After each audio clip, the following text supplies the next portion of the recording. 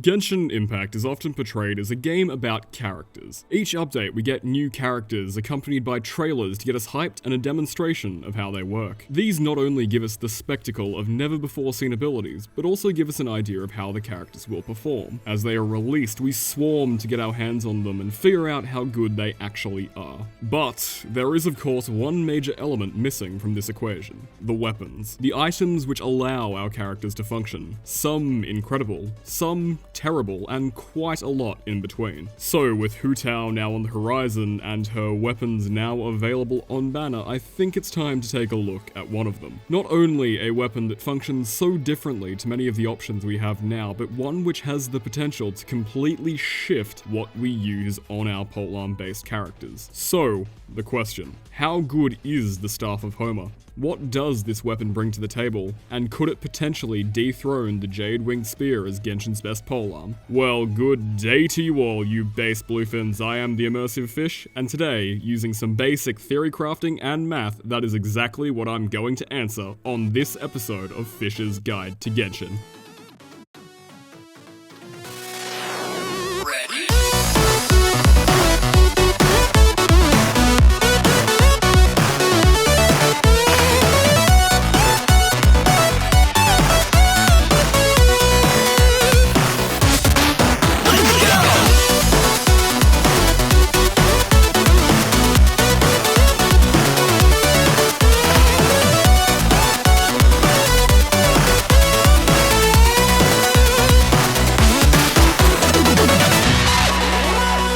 Considering we are talking about a weapon, where better to start than a basic stat overview to give us an idea of what we're going to be working with. Unranked, the Staff of Homa will give a base attack of 46 and a crit damage of 14.4. As you level the weapon up, both will improve, eventually coming to 608 base attack and 66.2% crit damage at level 90. This means that without any artifact investment, your character will be starting with a minimum of 116.2% crit damage. Further, its passive effect at Refinement Rank 1 will increase your HP by 20% of the character's base health, and this is where things start to get interesting. The weapon will provide an attack bonus based off of 0.8% of the character's max HP. An additional 1% of max HP will also be introduced as an attack bonus when the character falls under 50% HP, meaning a total of 1.8% of HP as attack. 0.8% and 1.8% really don't sound all too incredible in the grand scheme of things. That being said though, similar to what I said in my last video, HP does scale better than any other innate character stat.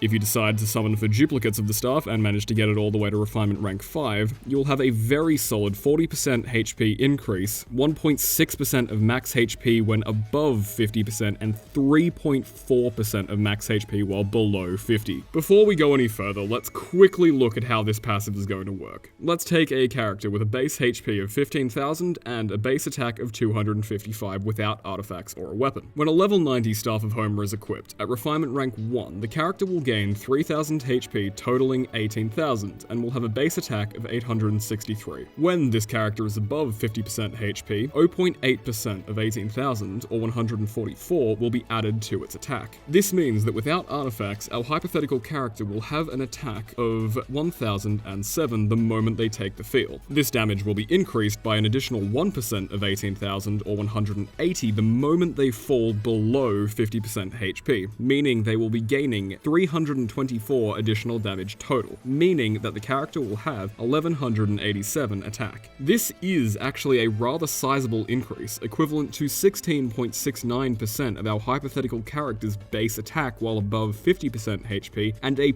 damn sizable 37.54% of base attack while below 50%. So, how does the Staff of Homa compare to the other 5-star weapons currently available? Well, that's a rather difficult question to answer. Unlike other games where weapon stats are unique to the weapon itself, Genshin's weapons will perform significantly differently depending on which character is using it. So, rather than compare weapons directly, let's look at which characters can utilize the weapons best compared to the choices currently available. I would start with Hu Tao, but due to her currently not being available for testing, I won't be including her, as she could potentially be changed significantly before her release. With that said, let's take a look at which characters will be making the best use of Homa outside of our favorite prankster. Before we get into that, I do just quickly want to say that all the values you're about to see have been calculated with both character and weapon at level 80 and with level 7 talents. Because crit is such an important factor of the 5-star weapons tested, each comparison will contain both crit and non-crit values to give a general idea of how crit influences these characters. I've included this to more accurately capture the effect the weapons will have on maximum and average damage output. So, with that considered, I'll be showing both non-critical numbers to better indicate average performance if a non-crit is to occur. These numbers will be separated with the divider line, with non-crits appearing on the left and crits appearing on the right. Further, all artifacts will be leveled to +20 to show larger disparities in overall performance between these weapons. To finish up this little build information segment, I do quickly want to say that these numbers are designed to show a baseline of overall performance, and in-game you should and will see better numbers due to the presence of substats. Finally, I'll be showing 3 sets of data for each character.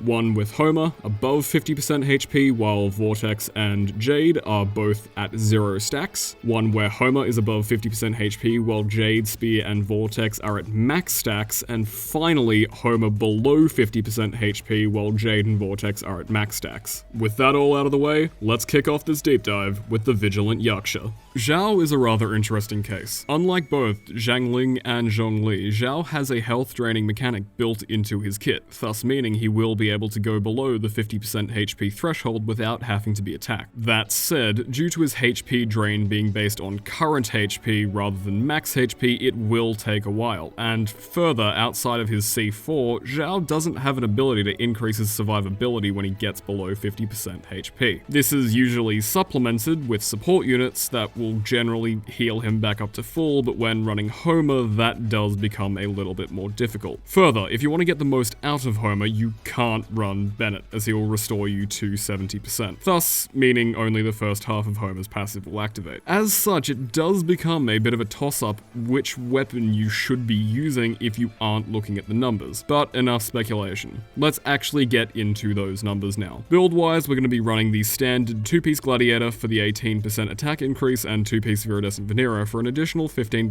Anemo bonus damage. Sands will be attack percent, Goblet will be Anemo bonus damage, and our Circlet will be changing for each weapon. Vortex and Homa will be using crit rate, while Jade's Spear will be using crit damage. In this first dataset, both Jade and Vortex have not had a chance to land a hit yet, and as such, their attack boosts have not activated. This kind of scenario would occur when you switch into Xiao and use his ult but are yet to begin attacking. From this initial dataset, Homa actually takes the lead by a rather sizable amount when compared to both Jade and Vortex. Non-crits will sit in between Jade and Vortex, leaning more towards the Vortex Vanquisher, while critical strikes are noticeably better than the two of them, dealing upwards of 12% more damage than Jade Winged Spear, which was Xiao's previous best-in-slot option. Moving on to the next dataset, in which both Jade and Vortex have had some time to accrue all their stacks, Jade once again comes out on top. However, the actual damage difference is far less than I was originally expecting, only being a 4% gain over Homa. This means that Homa will be doing higher damage by a significant margin until the 12% bonus damage at max stacks activates. This basically means that for a minimum of 2.1 seconds, Homa will be out-damaging Jade, and being more realistic and assuming you're using Xiao's plunge spam, you are still going to be looking at about 1 second per plunge attack going for low plunges. Due to this time restriction, even when multiple enemies are hit, you'll still only be gaining 1 stack, meaning Homa will be out-damaging Jade for roughly 7 seconds of Xiao's ult if no cancels are used.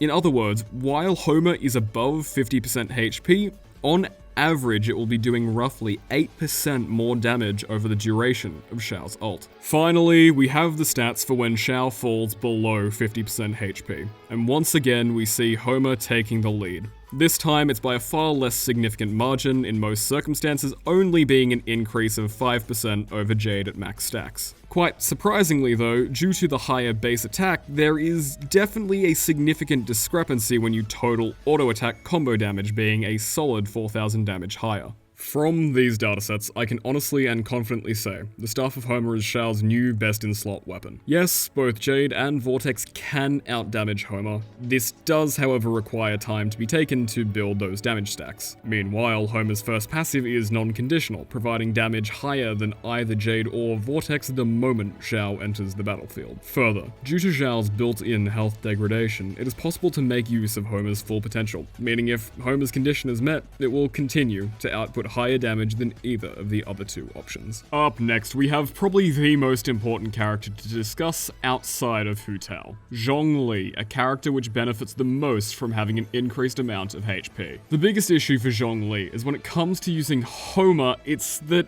Zhong will never really fall below 50% HP. The core design of his kit revolves around outputting high damage himself, allowing your team to output more damage and mitigating incoming damage. He is a bruiser support type of character with an incredibly strong shield and no way to sacrifice HP built into his kit. Thus, the additional damage when below 50% HP is entirely nullified. This gets worse if you decided to take him all the way to C6, because you end up healing when your shield takes damage, getting you even further away from that 45 to 49% HP sweet spot. You can, of course, let him take damage until he gets below 50%, but in endgame scenarios, most content is time-gated, and it really does raise the question, is the time sacrifice worth it? Regardless, I will still be showing the weapon performance when below 50%, but it is something to keep in mind. For the builds, we're going to be using the hybrid DPS build that I spoke about in my dedicated Zhongli guide. 2-piece Bloodstained for 25% increased physical damage, and 2-piece Archaic Petra for the 15% additional Geo bonus damage. Artifacts will be a HP % Sands, a physical bonus damage Goblet, and for the Circlet, it will be crit rate for Homa and Vortex, while Jade Spear will be getting crit damage. Starting off with no stacks, we see a repeat of the Xiao situation. Homa is dealing more damage than both Jade and Vortex, while neither of them have any stacks. The main area that Homa benefits in this case is actually Zhongli's ultimate. Due to slapping 33% of his max HP onto the ult, the extra 3k HP alongside the crit damage means Homa is doing 16% more damage than the other two, specifically for the burst. Outside of the ult though, the Vortex Vanquisher is actually holding up pretty decent, most attacks being within 10% of Homa's. Keep in mind, despite the physical damage goblet being used here, these ratios will also remain true for Geo bonus damage, and therefore, yes, Homa is still going to outdamage the other two when you switch to Zhongli, regardless of which build you're using. This is where a divergence point really shows itself. Zhongli has two primary builds: the burst support, in which you switch to him, ult, shield, and then switch to another unit, and the more DPS-oriented build. For the support build, all that matters is the stat breakdown here, as Zhongli will never be on field for enough time to accrue stacks on Jade or Vortex, and thus for support Zhongli, yes, Homa is indeed the new best-in-slot option. Up next, we have Homa sitting at 50% and both Jade and Vortex at max stacks. This is where both Jade and Vortex really should have the opportunity to flex the extra damage they provide, but both only fall slightly higher than Homa. At this point, because we are considering a physical damage setup, unlike Xiao where it will take a few seconds to get to max stacks, due to the way that Steel Resonance works and will grant stacks on hit, both weapons will get to their maximum potential rather quickly. Both Vortex and Jade fall within margin of error. However, due to the significantly better non-crit numbers from the Vortex, the overall average damage from Vortex works out to be roughly 10% higher than Jade. With that being said, Jade is also slightly easier to build for overall, and as such I would say these two spears are pretty much on par with each other. Finally, we have Homa below 50%, and this is where it once again takes the win, hitting for between 10 and 12% more damage across the board. The issue we spoke about earlier really does come into play here though, as practically Zhongli is not getting below 50% HP. With a health pool of 26,380, it means that not only are the enemies going to have to destroy an 11k health shield that gets stronger